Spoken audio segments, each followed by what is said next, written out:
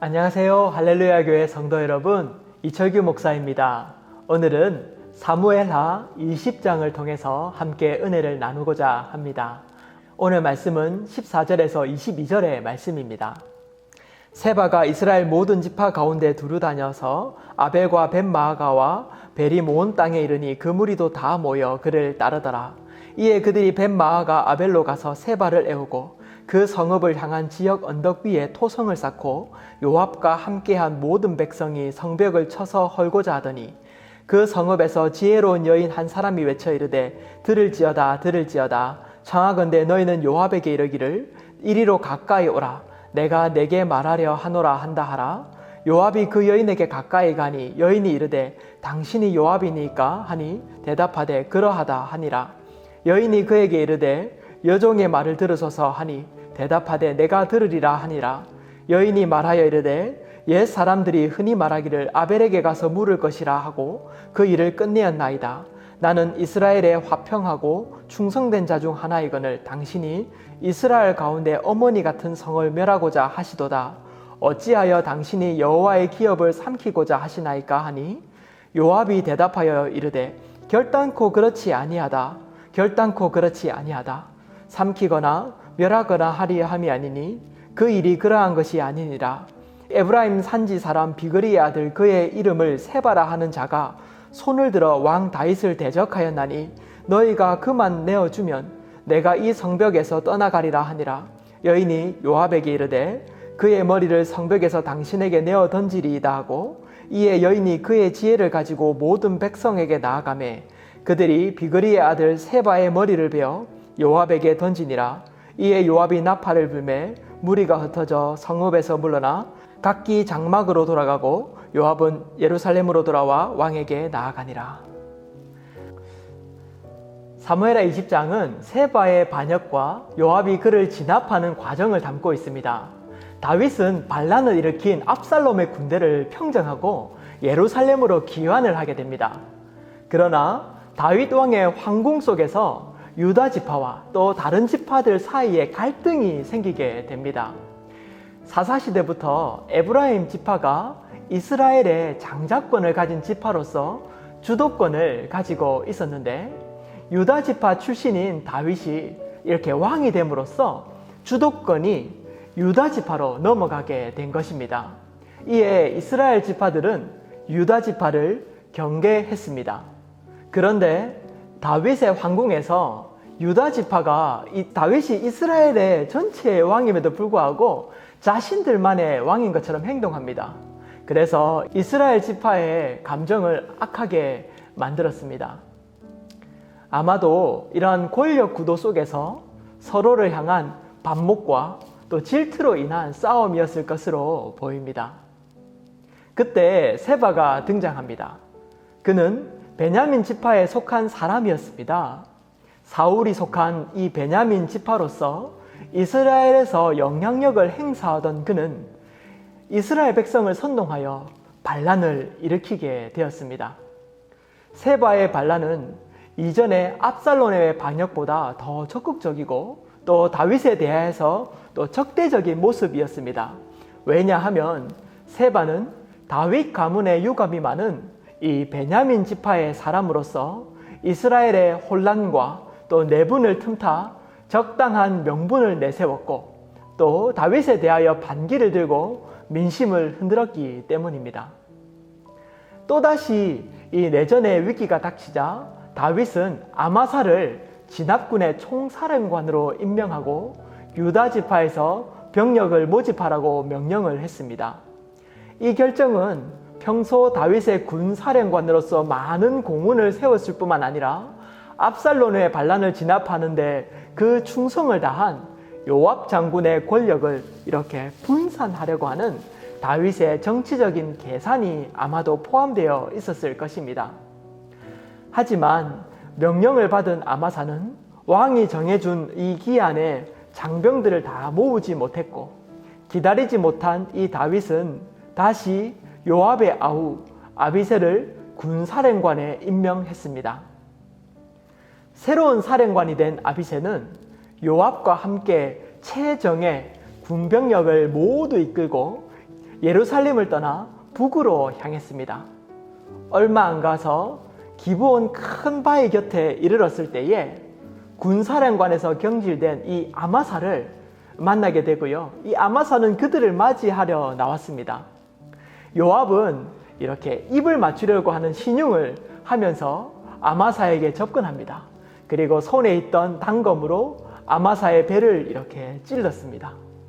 아마도 그의 정치적인 위기감을 느낀 이 요압은 결국 아마사를 처단한 것입니다. 사무엘하 20장 11절을 살펴보면 요압의 청년 중 하나가 아마사 곁에 서서 이르되 요압을 좋아하는 자가 누구며 요압을 따라 다윗을 위하는 자는 누구냐 하니 이렇게 말하고 있는데요. 요압은 다시 자신의 입지를 확인하고 또 기세등등하여 아마도 군사령관인 아비새와 함께 세바가 있는 곳을 향하여 나아갔을 것입니다. 당시 세바는 아벨성에 피신하여 다윗에게 대항하였습니다. 그는 반란을 일으키고 이스라엘 전역에서 군대를 모으기 위해 그 성에서 버티고 있었던 것입니다. 이렇게 세바와 요압이 대치하는 배경하에 오늘 아까 읽었던 본문이 시작되는 것입니다. 사무엘하 20장 14절에서 15절을 살펴보면 세바가 이스라엘 모든 지파 가운데 두루 다녀서 아벨과 벳마아가와 베림 온 땅에 이르니 그 무리도 다 모여 그를 따르더라. 이에 그들이 벳마아가와 아벨로 가서 세바를 애우고 그 성읍을 향한 지역 언덕 위에 토성을 쌓고 요압과 함께한 모든 백성이 성벽을 헐고자 하더니 이렇게 기록하고 있는데요. 이제 위용이 당당한 요압 군대는 그 성을 포위하고 토성을 쌓아서 성벽을 헐고 그곳을 치려 합니다. 백성들도 많고 이스라엘의 전통이 있었던 그 성이 전쟁의 위험 속에 들어가게 되었던 것입니다. 전쟁을 겪어보신 분들은 아시겠지만 권력과 이러한 이데올로기적 전쟁 속에서 피해를 입는 것은 늘 가난한 백성이었습니다. 이스라엘 백성을 위한다는 명목하에 행하여진 그들의 이기심으로 인해서 백성은 생명의 위기에 처하게 된 것입니다. 지금까지 살펴본 인물, 즉 사무엘하 20장에 등장하는 인물들의 면면을 살펴보면 그들은 모두 자신의 정치적인 이익과 술수에만 관심이 있었습니다. 자기 지파의 입지가 좁아질 것을 예상하고 반란을 일으킨 세바. 이러한 세바의 반란 속에서 빠르게 그를 처단해야만 권력을 유지할 수 있었던 다윗, 그리고 다윗이 자신의 부하를 경계하는 정치적으로 계산하는 모습들, 자신의 권력을 유지하기 위해 마아사를 죽이고 어떻게든 세바를 처단하려는 요압까지, 그들은 명분을 내세워 진정 중요한 본질을 놓치고 있었던 것입니다. 그들은 인간적인 방법으로서 이렇게 씨름을 하지만 정작 이스라엘 민족과 생명에는 관심이 없는 것처럼 보입니다. 이러한 정치적인 상황 속에서 오늘 본문처럼 한 지혜로운 여인이 등장하는 것입니다. 그녀는 본질이 무엇인지 알았습니다. 그녀는 세바와 요압 사이에서 백성을 구할 수 있는 묘책을 생각해냅니다. 그리고 그녀는 요압을 불러 말합니다. 여인이 말하여 이르되 옛 사람들이 흔히 말하기를 아벨에게 가서 물을 것이라 하고 그 일을 끝내었나이다. 나는 이스라엘에 화평하고 충성된 자 중 하나이거늘 당신이 이스라엘 가운데 어머니 같은 성을 멸하고자 하시도다. 어찌하여 당신이 여호와의 기업을 삼키고자 하시나이까 하니. 다시 말하면 아벨성은 이스라엘의 충성한 성이었고 또 이스라엘에서 지혜가 필요할 때 아벨에서 물으라고 할 만큼 이스라엘에서는 또 전통이 있는 성이었던 것입니다. 그리고 이렇게 요압에게 말하는 것입니다. 요압에게 다시금 이스라엘 성을 볼 수 있도록, 그 백성들을 볼 수 있도록 환기시켜 줍니다. 요압은 이러한 여인의 말에 결코 그렇지 않다고 말합니다. 우리는 다윗과 함께 반역한 세바라는 자를 잡으러 왔고 그 자만 내어주면 우리는 그 성에서 즉시 떠날 것이라고 말합니다. 이 성에서의 대치는 각자의 욕심에 의한 치열한 씨름이 있는 이 전쟁의 현장이었습니다. 요압은 이 전쟁에서 승리해야지만 자신의 권력을 회복할 수 있었고 그래서 그는 사활을 걸고 이 전투 현장에 나왔습니다. 세바도 목숨을 걸었지요. 여기서 버티기만 하면 이스라엘 지파의 병력을 모아서 다윗을 칠 수 있었기에 그가 살기 위한 치열한 대치의 현장에 있었던 곳, 바로 그 전쟁터였습니다. 그 상황 속에서 그녀는 백성을 구하게 됩니다.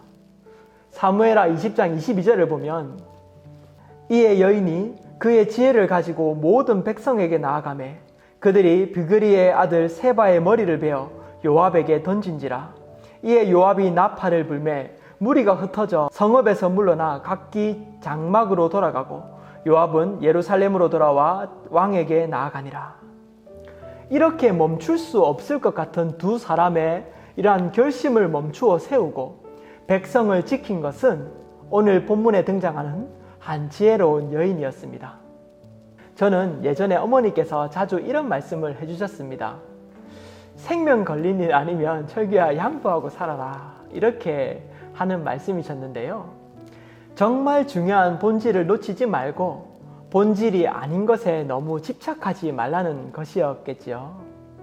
우리도 교회에서 사역을 하다 보면 또 회사나 가정에서 이렇게 삶을 살아가다 보면 사무엘하 20장에 나오는 다른 많은 인물들처럼 본질을 놓치고 우리의 이기적인 마음으로 또 권력욕으로 머리를 쓰고 어떻게든 다른 사람을 이기려고 애쓸 때가 있는 것 같습니다. 그때 우리는 정말 중요한 것이 무엇인지 생각해야만 합니다. 오늘 지혜로운 여인처럼 생명을 살리고 또 본질을 붙드는 삶을 살아갈 때에 우리는 이 땅에서 예수 그리스도의 영광을 드러낼 수 있지 않을까 생각이 듭니다. 사랑하는 성도 여러분, 오늘도 지혜로운 여인처럼 이기적인 우리의 욕심을 내려놓고 또 이기려고 하는 마음을 내려놓고 우리의 권력욕을 내려놓고 양보하는 그러한 하루가 되시면 어떨까요? 그렇게 되시기를 축복합니다. 기도하시겠습니다. 사랑하는 하나님 아버지, 감사합니다. 오늘도 사무엘하 20장을 통해 세바와 요압, 다윗과 같이 정치적인 견해와 이기심으로 싸움을 하는 것이 아니라 오히려 생명에 집중하며 생명을 살리기 위해 묘책을 강구하였던 지혜로운 여인과 같이 우리도 삶에서 본질이 아닌 것을 붙들고 있다면 하나님 이 시간 내려놓게 하시고 생명을 향한 당신의 마음을 붙드는 하루가 되게 하여 주시옵소서. 그리하여 삶 가운데 본질을 붙들고 승리할 수 있는 그러한 하루 될 수 있도록 인도하여 주시옵소서. 예수님 이름으로 기도합니다. 아멘.